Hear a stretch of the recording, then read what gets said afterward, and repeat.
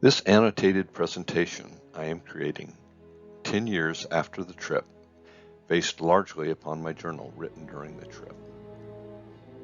It is for our enjoyment and to leave for our children and grandchildren. To me, traveling with Sharon was one of the greatest joys of life. This trip was long on my bucket list of places to see and experience. How I felt during this trip is captured in the passage from my journal written en route from London to Nairobi on Monday, September the 4th. One thought or feeling has been with me throughout this journey. Nothing in this life is nearly as dear to me as my darling companion, friend, and love of my life, Sharon. At odd times, when I look at her, I am overwhelmed with love and gratitude for her. It brings tears to my eyes now to write what I have most deeply felt for this great gift from God that has been with me through it all. Mon chéri. We planned the trip with our friends Tom and Jeanette Hicks and use a travel agency in New Jersey that specializes in African safari vacations called Hippo Creek. We fly to London to spend a long weekend recovering from jet lag before departing for Nairobi on Monday morning. A lot goes into the preparations, including obtaining visas and vaccinations. We are limited to 35 pounds each in a duffel bag by the small planes we will use to fly within our destinations in Africa. We book a hotel south of Leicester Square, the Radisson Edwardian, because we have booked tickets to see a play, Priscilla, Queen of the Desert, at the Palace Theatre near Leicester Square on Saturday night. We're traveling on coach this trip, the second to the last time we'll cross an ocean in coach class. We arrive after several delays to drop our bags at the hotel around noon and head out on the underground to lunch at the Athenaeum Hotel prior to a planned walking tour meeting that meets at Green Park Tube Station at 2 p.m.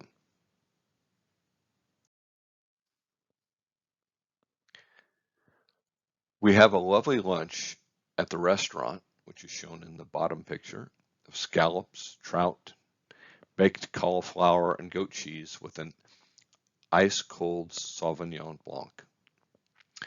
We leave feeling great in a quite warm, sunny day. We decide to walk through Green Park. It looks so inviting, we lay down in the shade and doze for about 40 minutes and blow off our walking tour. When we get back to the hotel, we take a short nap. Afterwards, we walk around Trafalgar Square and Leicester Square area and locate a nearby wine bar called the Cork and Bottle. We enjoy prosciutto wrapped chicken and vegetable platter in a nice, friendly atmosphere. Afterwards, we stroll around again and get a gelato. We're back to the hotel and we sleep till around 7:15 in the morning when the fire alarm goes off. We leave the hotel about 8:30 and get coffee and Danish at Pret-a-Manger. It's a sunny, warm day. We walk to St. Paul's and climb the 370 steps to the external walkway around the dome to enjoy the great views of London and the Thames.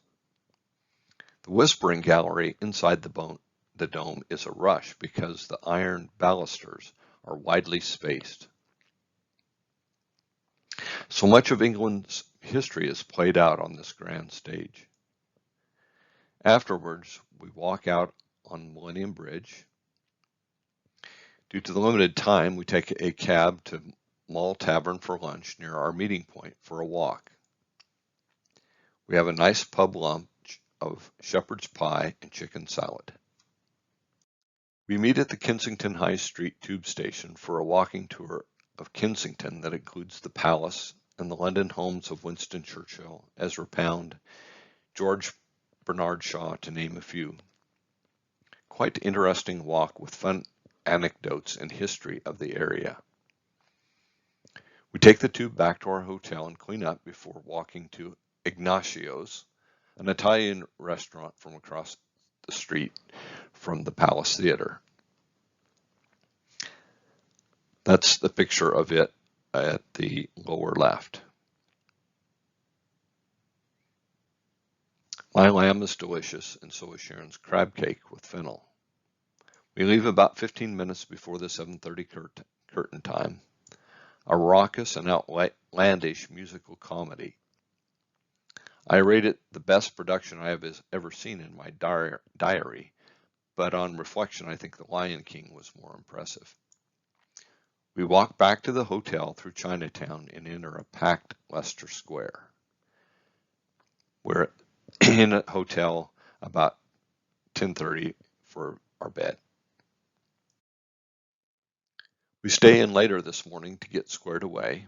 We start our day at the National Portrait Gallery, which is a bit disappointing. We then walk to the Court Law Museum, have brunch at Tom's Kitchen in Somerset House. Afterwards, we tour the excellent Impressionist collection and exhibit of Toulouse-Lautrec's work. We then take a cab to John Severn's house, a most unusual museum of 18th century London. Each room is a different scene that tells the story of what's just happened in the room. We take a tube back to our hotel and we clean up and we walk with the Hickses through the Savoy, over Waterloo Bridge to the Oxo Brasserie. We have a chilly dinner outside watching the sunset and light on St. Paul's, a brave and grand sight. The conversation gets lively and fun over dinner. We walk back to it in a chilly breeze and finish packing before we turn in. Our cab arrives at 7 and we head to Heathrow. After check-in, we have a nice English breakfast at Huxley's.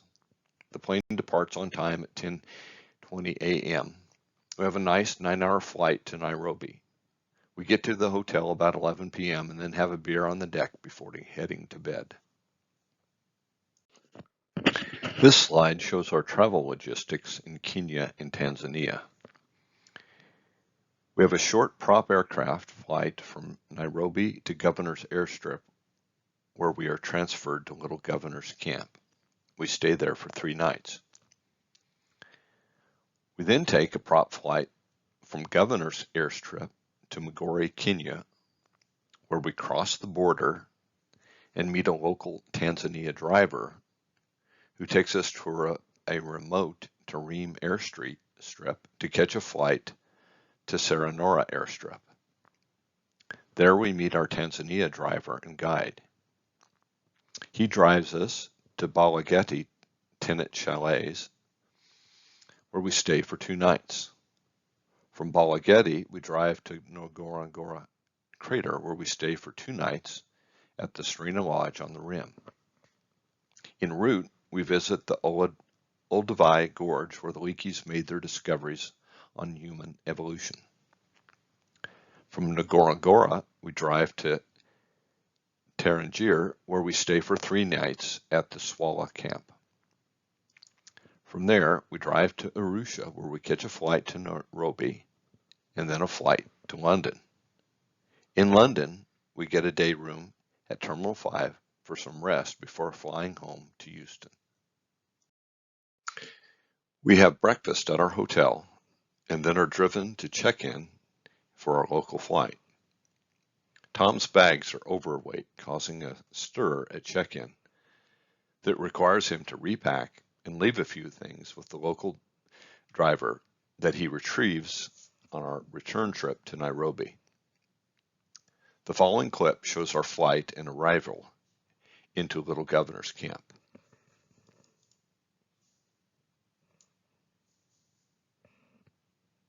It's 10:40 on Tuesday, the 6th of September. We're identifying our bags as we get on our plane.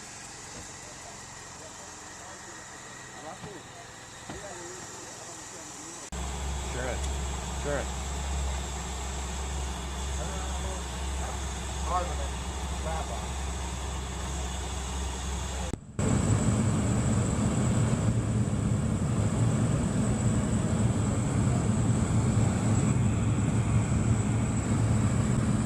The Maury River, side of our camp. There's Governor's Camp. And we're coming in for a landing shortly.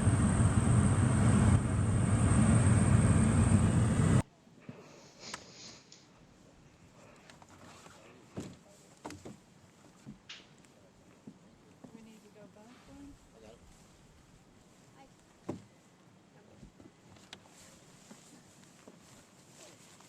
Oh, this.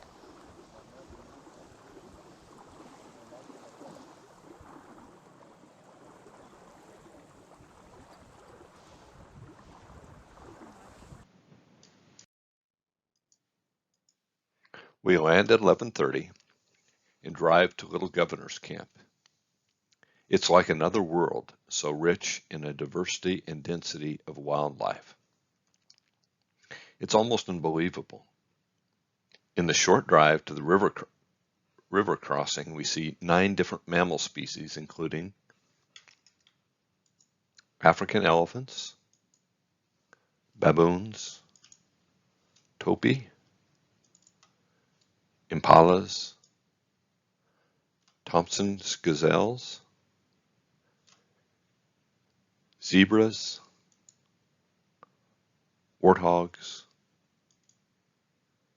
and caped buffalo.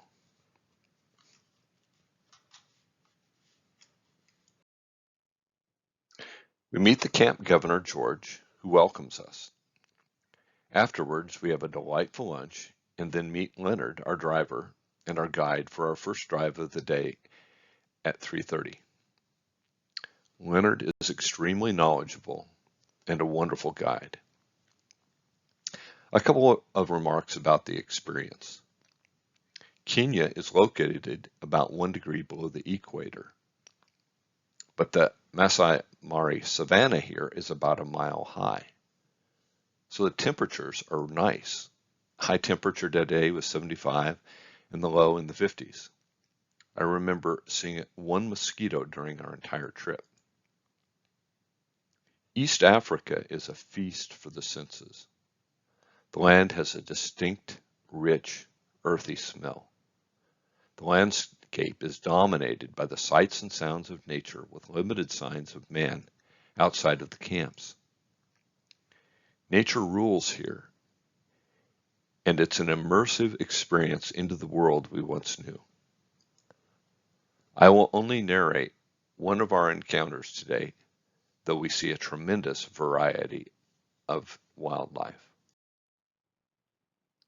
Late in the day, near sunset, we come across a male and a female lion lounging on the savanna.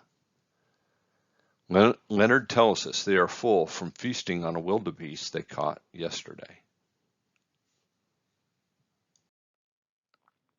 We're in a Range Rover and we're allowed to drive cross country in Kenya and can get quite close to many of the animals. Leonard knows just how close we can get without disturbing them.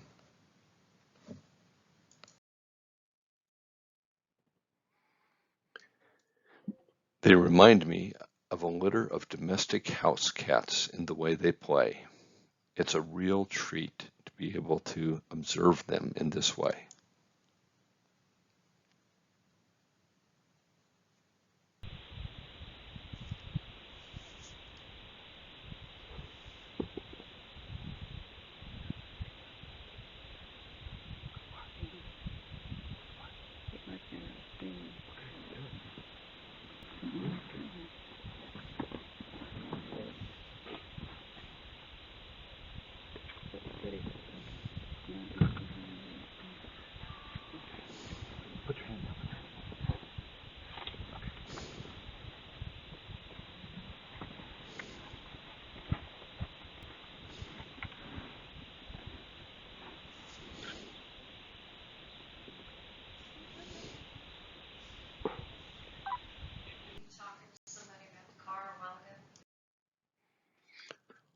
We arrived back at the river crossing at 6:30 p.m. right at sunset.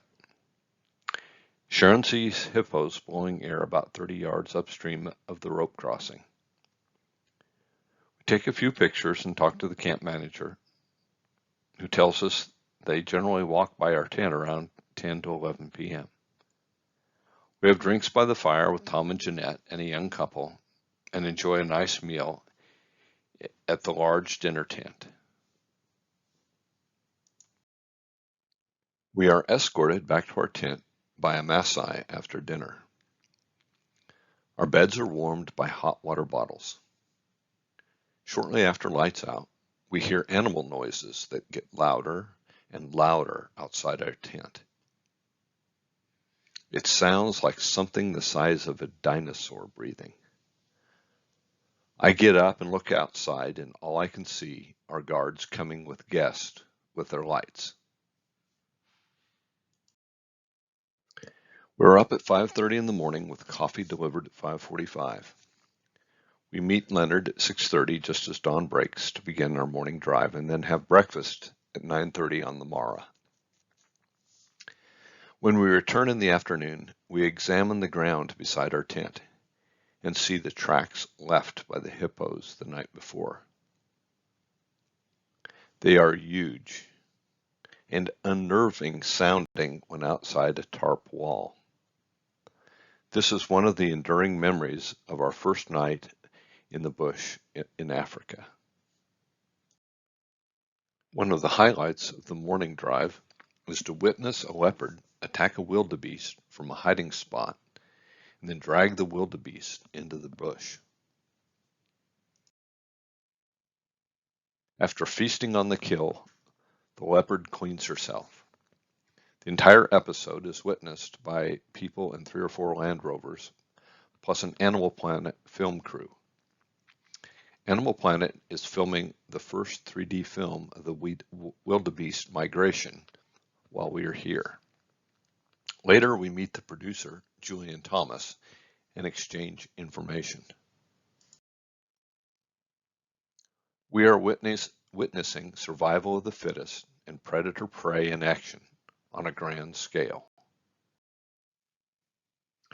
Another memorable experience was making a low water crossing in the Range Rover. There were hippos downstream and relatively close, as shown with the out of focus hippo in the foreground here. It was an exciting exit as we started slipping sideways trying to make it out the other side with hippos just downstream.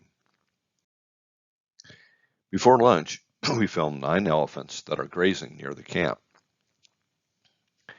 They move out of the area during lunch so we can sit down and have our lunch, but before we finish, we must vacate the area again for safety. Tonight, 2 elephants will graze immediately outside our tent, and then they have some altercation causing one of them to trumpet loudly. It was quite a start to be wakened by them and then to be watching them through the top of the tent.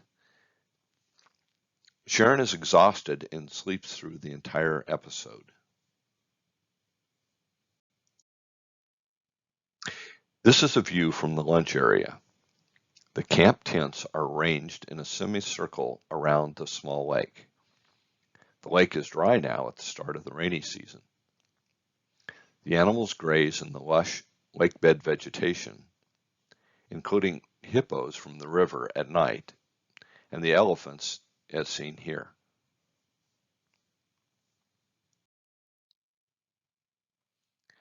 Sharon has her picture taken with one of the Maasai guards.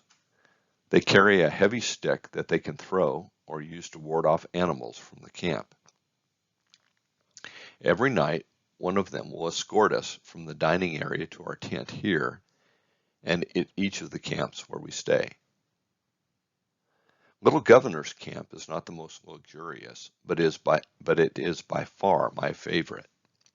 I read about it in 1,000 Places to See Before You Die.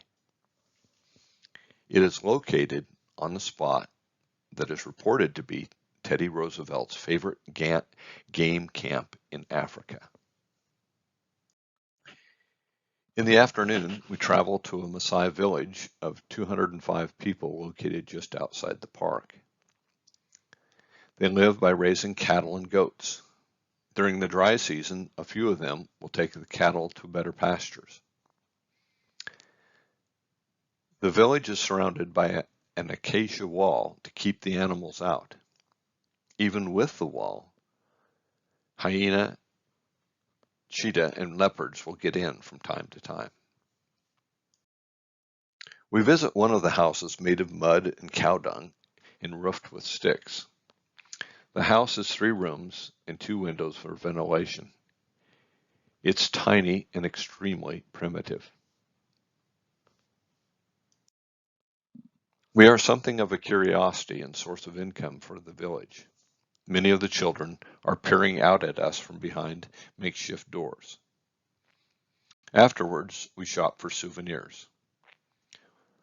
One purchase is of 2 giraffes with their necks intertwined, looking out for one another. It's a keepsake in my study. It symbolizes me and Sharon, and that's why I bought it and keep it. We have several demonstrations. First is a song of welcome. The men display their jumping ability, which is a sort of source of pride, and it is a competition between the Maasai men. They also show how they can start a fire with friction only.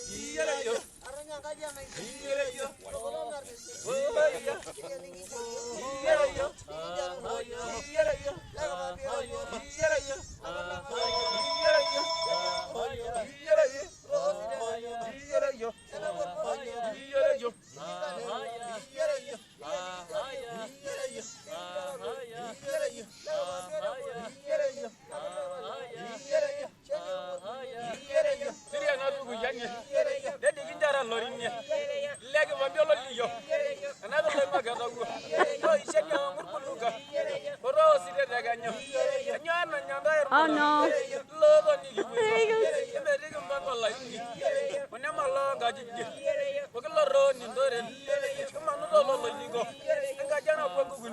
Whoa.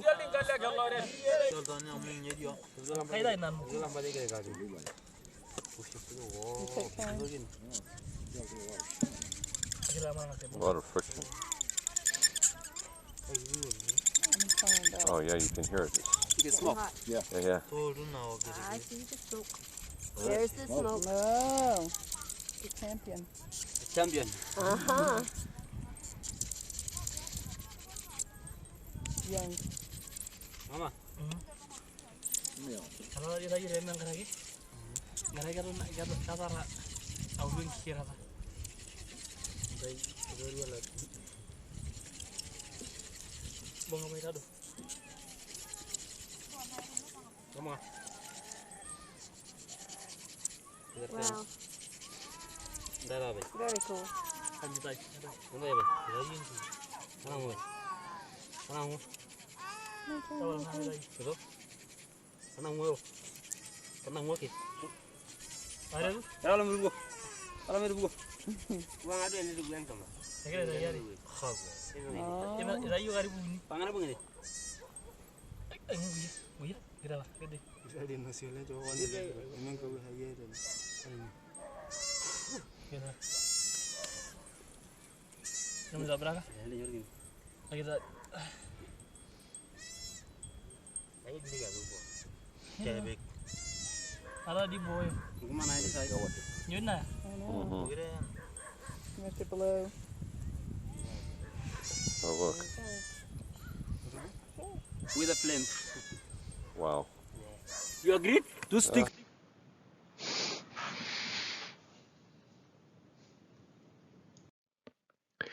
We scheduled the trip around the wildebeest migration, one of the great natural spectacles in the world. The migration between Tanzania and Kenya follows the rainfall and includes about 2 million wildebeest and about 200,000 zebras. The migration did not commence until control of the rinderpest in the 1920s. The most enthralling part of the migration is to witness a river crossing. The herds amass in huge numbers along the banks, but they are reluctant to start across. We head out this morning to see a river crossing, which we have not witnessed yet. Sharon caught this shot of a lioness waiting in wait for the wildebeest. This is only one of the hazards at the river crossing. There are many Land Rovers out awaiting a river crossing. All of the guides communicate with each other, and when the herd amasses for a crossing, many of the Land Rovers move into position to watch. Once the mass movement of vehicles spooked the herd and a crossing that started was squelched.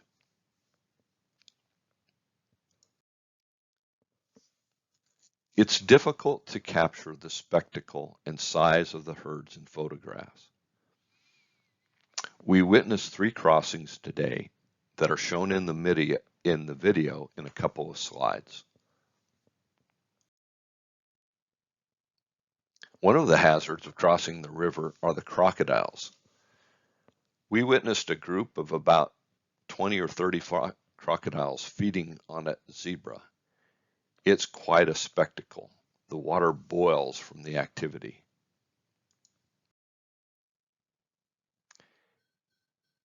This is a photograph of a large crossing of wildebeest at the Mara River. The video shows 3 river crossings we witnessed today. The second crossing of the Talek River is very poor quality, but I kept it in because near the end there's a lion that's chasing the wildebeest.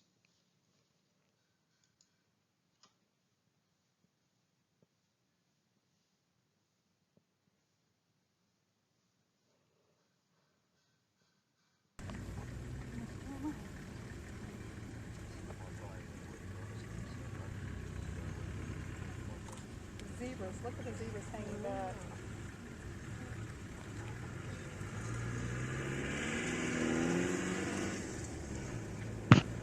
Oh my God.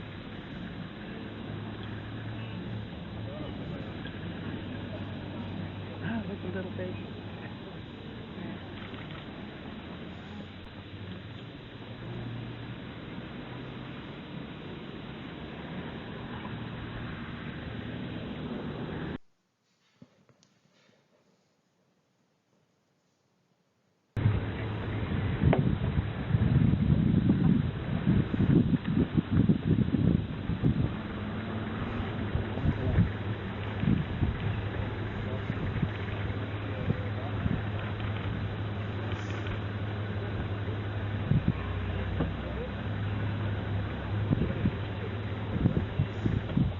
Get out?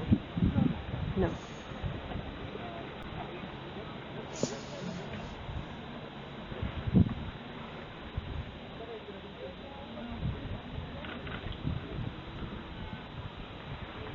Look at the lion. Oh, there goes the lion up there. Where? Up. There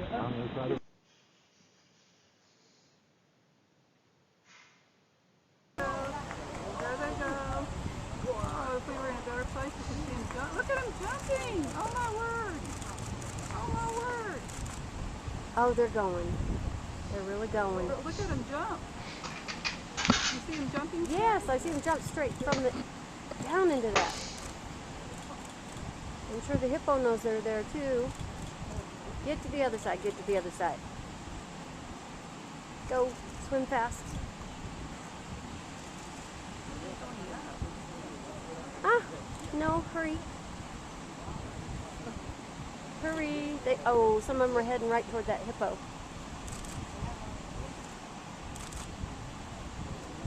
They got it? Some of them got out? Some did. Uh-oh. Some are not getting out. Come on, keep going. Rapids are rough. Oh my gosh. Some made it. Oh. Down here.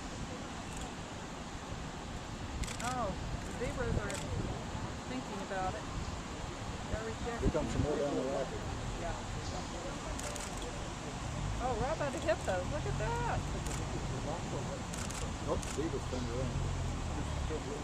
The hippo. There. Oh my God, guess it was a hippo last time. Look. Oh no. Come on, get across. They're going to go right in front of us. Sharon is. I'm videoing. This is Get in. unbelievable. Oh my God.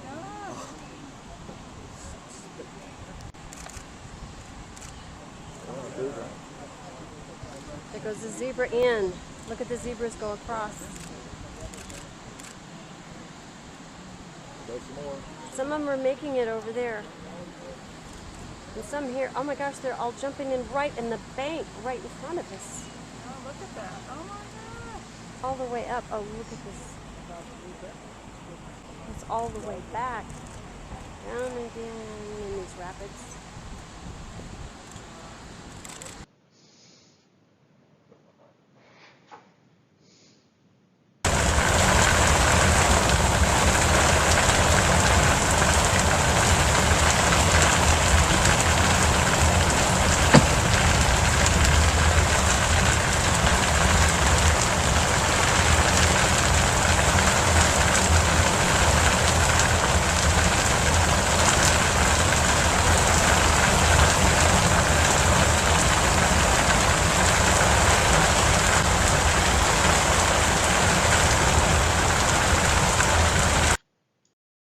We head out for a dawn morning drive before our late morning flight.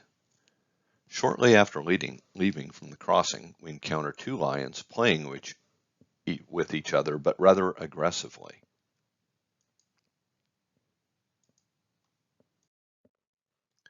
As we drive past, the two lions disengage.